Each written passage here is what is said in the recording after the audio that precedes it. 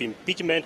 And from the document that we were able to see, we realized that there were 61 members of County Assembly who had signed that document to impeach Speaker Beatrice Elachi. But as soon as they were coming in, the police also came here, and then chaos erupted here. So there was nothing that they presented. They actually didn't present that document of impeachment to the Speaker Beatrice Elachi, and chaos erupted minutes later, where the police came in and they were able to be served enough tear gas cylinder. And as we are speaking right now, the situation has just calmed. The police officers have left, but the speaker, as we are told, Beatrice Elachi, is still inside her office. She didn't come out of that office because there were police officers who were manning that door leading to her office. So the members who came here to present that notice of impeachment to the speaker did not present it, and maybe we just listened to whatever took place minutes after the police came in, and then chaos erupted.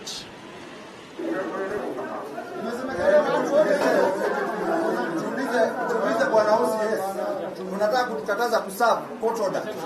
Tangu lini polisi wakakuwa ndio wanakataza court order isabiwe kwa mtu ambaye ameshtakiwa? Is that what you're saying? Tangu lini polisi are you protecting the speaker? Are you protecting which interest? Alafu hiyo sauti ya Linda iko chini, hata simsikii. Ni sauti ya Linda iko chini.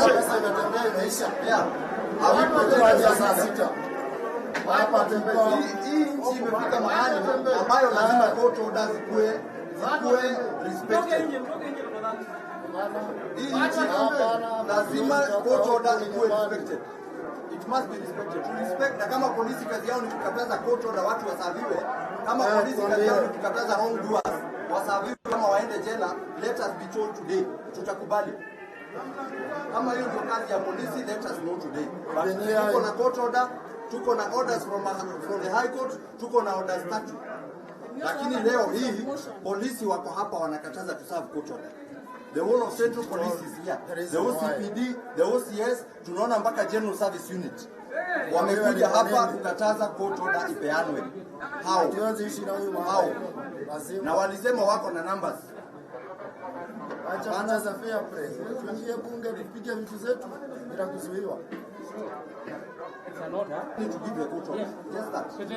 You understand? The court order is here and the motion is here. The court order is here. The speaker is inside here. Mimi naona unakataza ngoja kidogo, unakataza tupeane court order. Wacha ikuwe on live TV. We are on live TV. I'm the clerk of the county assembly. I'm the CEO. Yeah. I'm the chief executive of the county. Kidogo. Yes. In court order. Yes. Kisama akitoka the CEO of the court order. I agree with you. The person who want to serve this court order is inside this room. Tafadhali tunakuomba wewe na polisi wako, tunaomba wewe na polisi wako muondoke, tunaserve court order. Hatuna vita, Hatuna vita. Hapana court order. Hapana.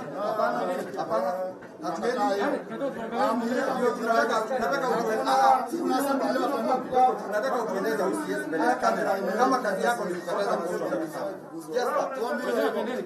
Na tunaomba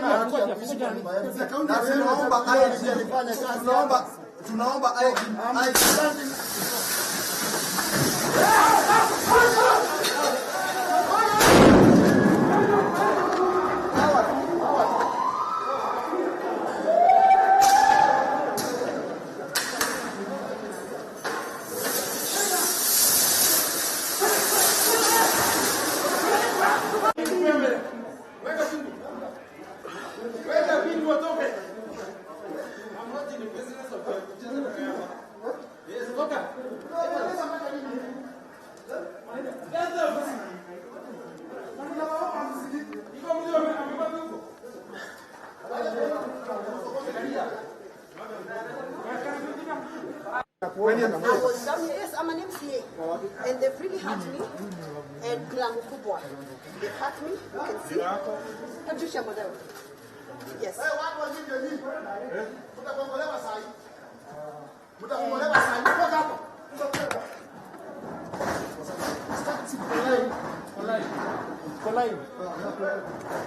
was not even upstairs. That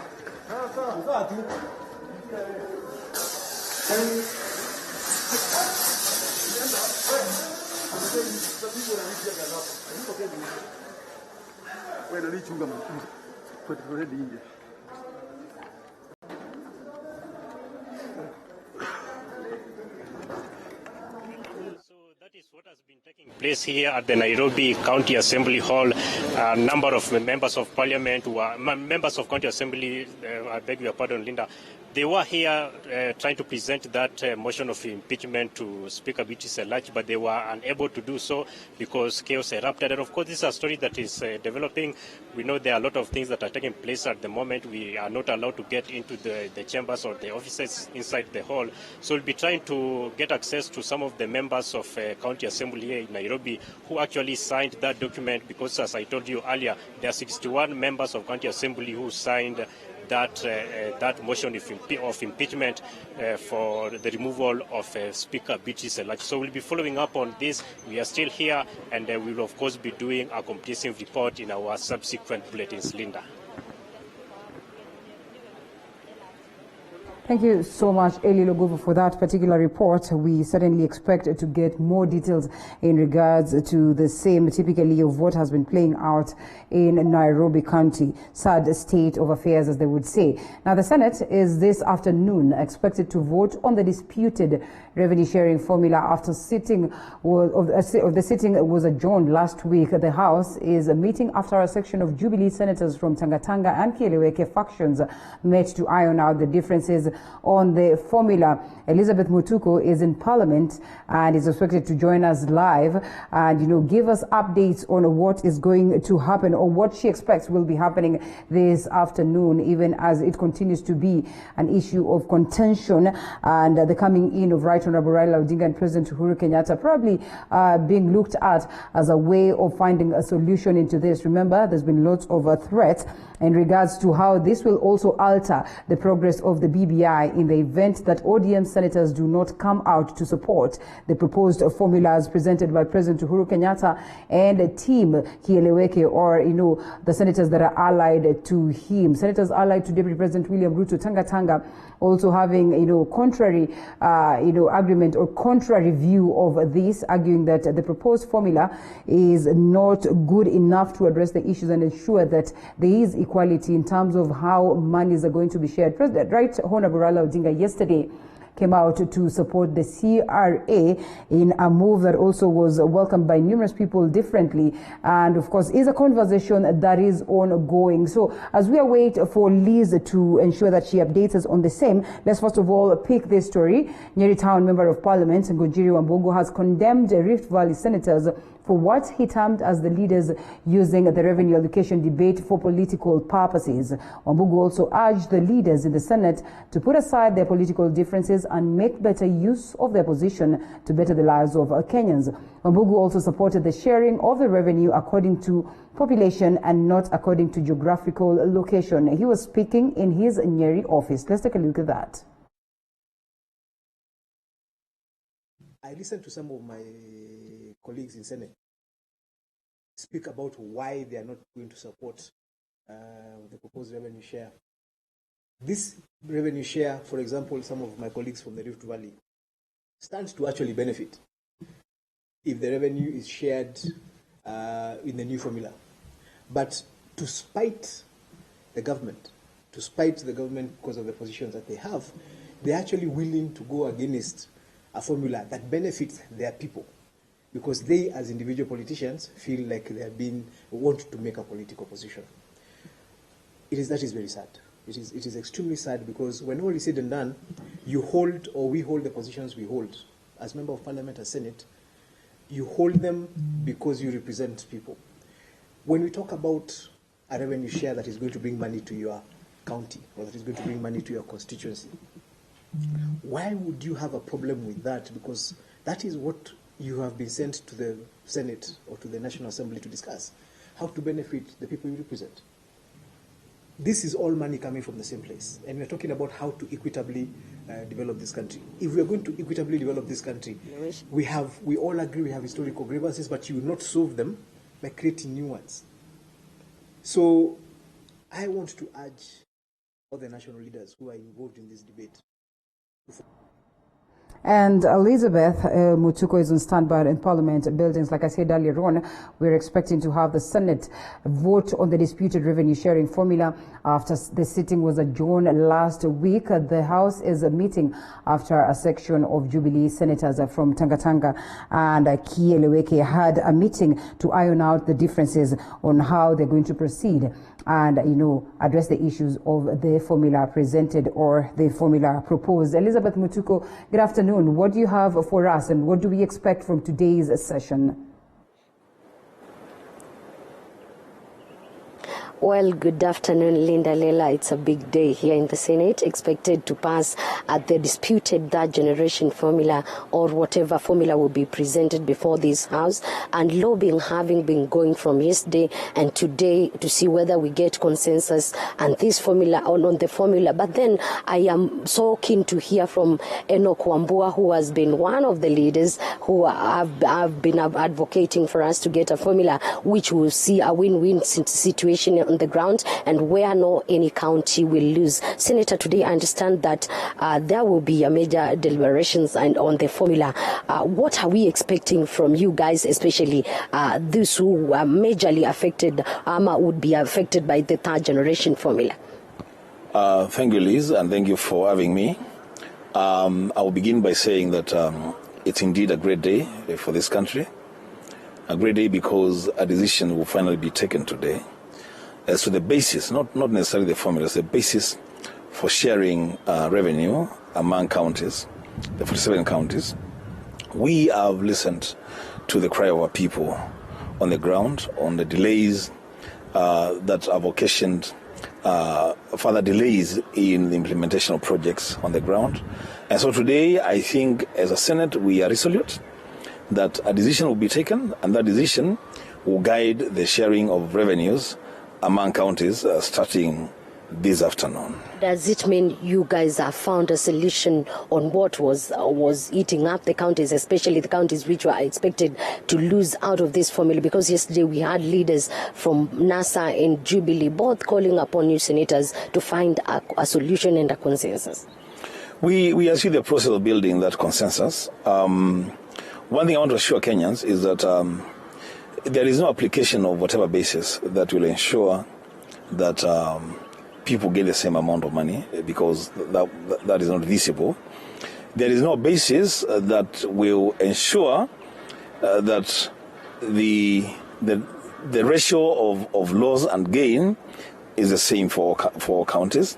But one thing we can do, and we must do, and we should do today, is to ensure that at least, because the global figure that we are sharing among all the counties is 316.5 billion, we ensure that no county loses a single cent from the allocation in the last year's allocation. Remember, counties have already budgeted. Some of them have actually even appropriated some of the monies. And so, giving them a different figure this financial year will mess up our counties, will be attracting other general queries in the management of their finances. So the basis, at least we must be agreed that starting this afternoon, we'll pass a formula or make a decision that ensures that at least this financial year, no county loses a single cent. That means you are going to go by the second generation formula, and then third generation formula will be applied from the next financial year. Well, that's an option, but let me also clarify something among Kenyans. There is nothing that stops Senate from passing a resolution today or next year or 2 years to come to say that the second generation basis for sharing revenue that has been used for the last 3 years is the same basis that will be used to continue sharing revenues going forward. So that decision will be taken on the floor.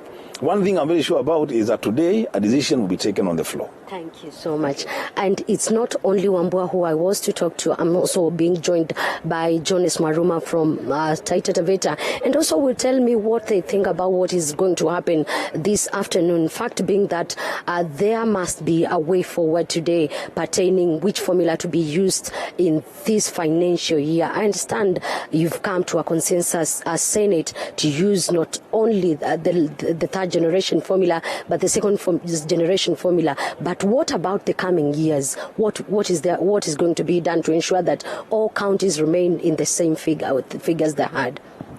First of all, let me say that we have not agreed. An agreement that would make in the floor of the House.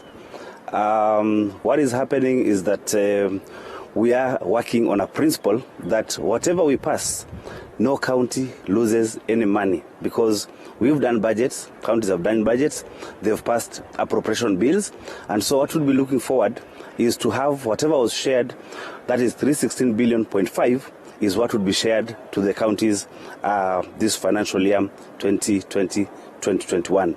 Moving forward, we are saying that we need to put everything on the table so that whatever we have, anything extra, then we can share using the new formula. But what we want in terms of principle, 316.5 billion should be shared constantly using the same parameters as was shared in 2018-2019 financial year. There is the issue of population, and which has been a bone of contention to the senators in this Senate. What will change? Will your population increase come next year? Because I understand the formula will be used from the next financial year. Will still the basis of population be used in the percentage which it is today? What I'm saying is that when you use only population as a parameter to share revenue, it's erroneous in that even the areas where we don't have a lot of population, we still have a lot of land resource which you need to develop. And what is happening in Kenya right now, there is a lot of inequity in terms of revenue sharing. Like where I come from in Taita Taveta, we have minerals and mineral resources. We have people who are abstracting the minerals, but you're not getting the royalties back. We also have national parks, we're not benefiting from them. So if they allowed us also to benefit from whatever is collected from the national parks and from the mining and mineral resources, then we'd be way ahead. But before we do that, let's not only use population as a parameter. The best parameter that we need to use is to have also land resource, because when you have land, you need to walk long distances to provide services. When you have huge chunks of land, even building can be a challenge. So those counties also need money. Yesterday, Yesterday, Raila Odinga proposed that whoever has new resolutions and new proposals to take them to CRA in order for them to be implemented in the future. What is your take on this? We are having proposals from CRA, but the Senate is given that mandate to do a resolution. So it's not necessary that we follow whatever that can taking proposals to CRA, that can be for the future. But now we have a committee report we are discussing, and we need to put amendments. We want to go and see what is tabled by the committee, and we need to put our amendments in that. But in the future, we need CRA to be very careful, because they are bringing parameters basically moving around population only, which is not fair, as we are saying. Thank you so much. It's a matter which I will be following throughout the day, and later on in the day I'll file a report concerning that. Back to you in the studio.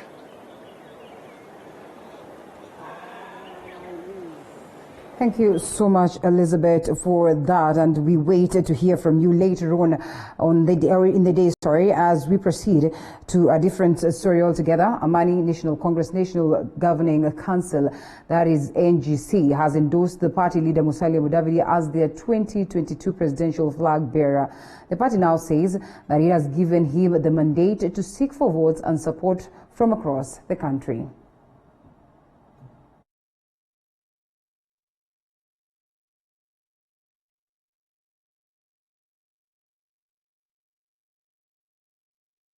One of the most critical resolutions of this meeting was the endorsement of His Excellency Wycliffe Musalia Mudavadi as ANC's presidential flag bearer for the year 2022.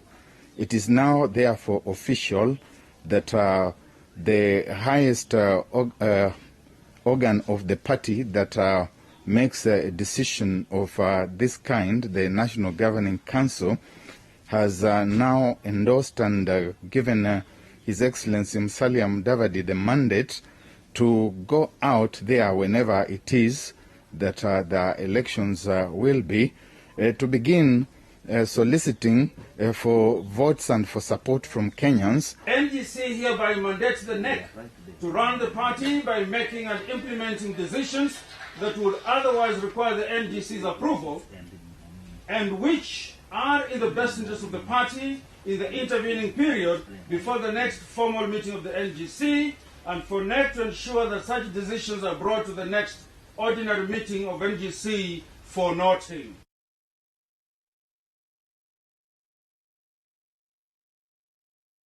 Well, and away from that, a dispute has escalated in the transport industry in Murang'a County between three Matatu SACCOs applying the Nairobi-Kangema route. The stakeholders are meeting with authorities today to resolve the matter.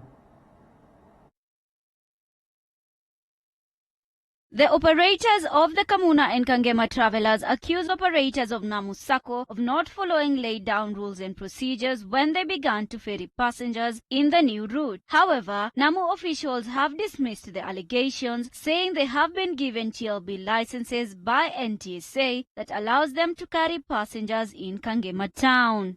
Tumekuwa na gosro ya kazi kwa sababu Namu Shuttle wamekuja wakaanza kufungua picking and dropping bay without the authorization of the sub-county admin, na hiyo imetuletea shida kwa sababu sisi kama stakeholders kuna ile njia yenye inafaa kupitiwa na kupitiwa, ndio hiyo maneno yote ikamilike na ifanyike kwa njia ya haki na amani.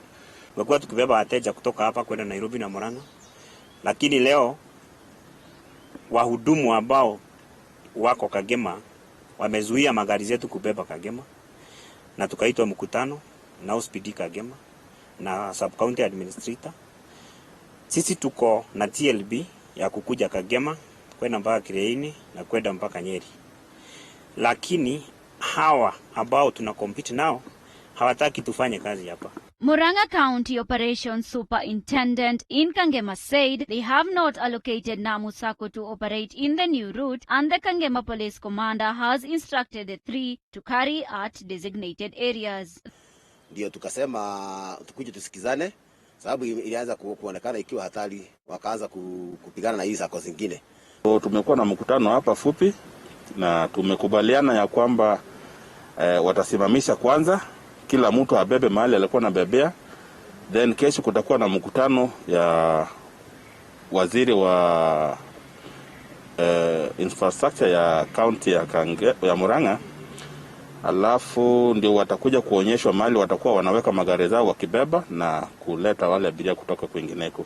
The meeting between the three SACCO police officers and Murang'a Transport CEC is scheduled to take place today to solve the dispute. Thanks, Zaina, for that story. Now to sports. Andy Murray is mentally planning